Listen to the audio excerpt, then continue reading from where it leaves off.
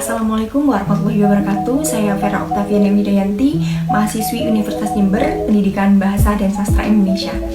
Kali ini saya akan membahas tentang potensi bahasa Indonesia untuk menjadi bahasa internasional.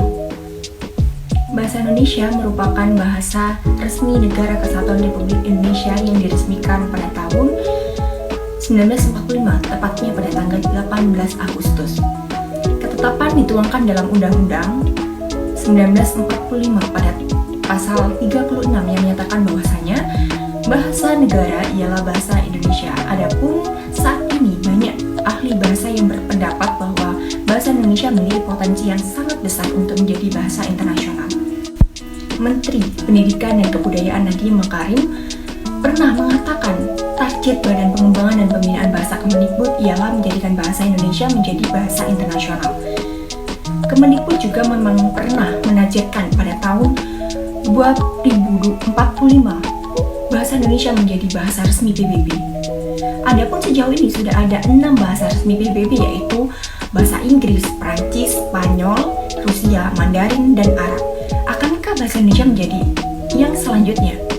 Berbahasa Indonesia kini berada di peringkat ke-25 dari 250 Wikipedia berbahasa asing di dunia.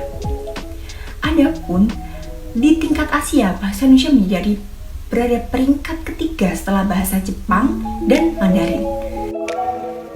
Hal ini menunjukkan bahasa Indonesia tidak hanya populer di Indonesia saja, melainkan di luar Indonesia. Melihat betapa populernya bahasa Indonesia, tentu sudah sewajarnya bahasa Indonesia memiliki potensi yang besar untuk menjadi bahasa internasional.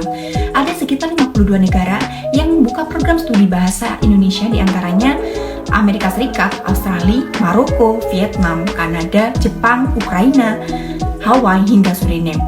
Mengapa sih warga yang tinggal di negara lain mempelajari bahasa Indonesia yang bukan atau belum menjadi bahasa internasional?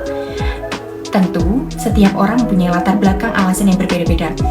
Namun, alasan utama negara mereka menyediakan pembelajaran bahasa Indonesia dan warga negara itu mempelajari bahasa Indonesia itu, yaitu untuk keperluan kerjasama yang dilakukan antara negaranya dengan Indonesia.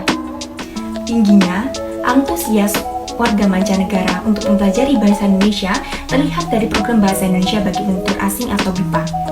Tercatat pada tahun 2020, sekitar 355 lembaga penyelenggara program BIPA di 41 negara dengan total 72,746 pembelajar. Dari jumlah tersebut, Badan Pengembangan dan Pembinaan Bahasa Kemendikbud telah memfasilitasi kurang lebih 146 lembaga di 29 negara. Ada banyak tenaga pengajar bahasa Indonesia yang dikirim ke negara-negara tersebut.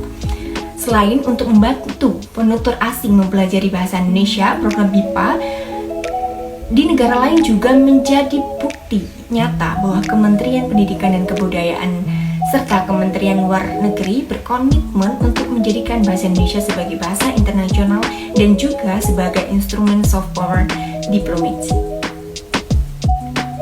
Lalu, apa sih keuntungan bahasa Indonesia ketika menjadi bahasa internasional? Nah, apabila bahasa Indonesia berhasil menjadi bahasa internasional, hal ini tentu akan sangat menguntungkan negara Indonesia dan masyarakat itu sendiri. Yang pertama yaitu dapat mempermudah Indonesia untuk melakukan diplomasi kebudayaan sehingga dapat menarik lebih banyak wisatawan asing dan investor asing. Lalu bahasa Indonesia yang dapat menjadi bahasa internasional juga dapat mencerminkan citra positif Indonesia di kancah internasional. Dan juga masih banyak keuntungan-keuntungan lain yang dapat diperoleh Indonesia atas keberhasilan bahasa Indonesia menjadi bahasa internasional itu sendiri. Nah, itulah tentang penjelasan potensi-potensi dan keuntungan ketika bahasa Indonesia menjadi bahasa internasional. Mudah-mudahan penjelasan ini dapat menambah wawasan kita semua dan dapat bermanfaat bagi semua orang. Saya Vera Oktaviana Widayanti, pamit undur diri dan sampai jumpa di tugas-tugas selanjutnya. Wassalamualaikum warahmatullahi wabarakatuh.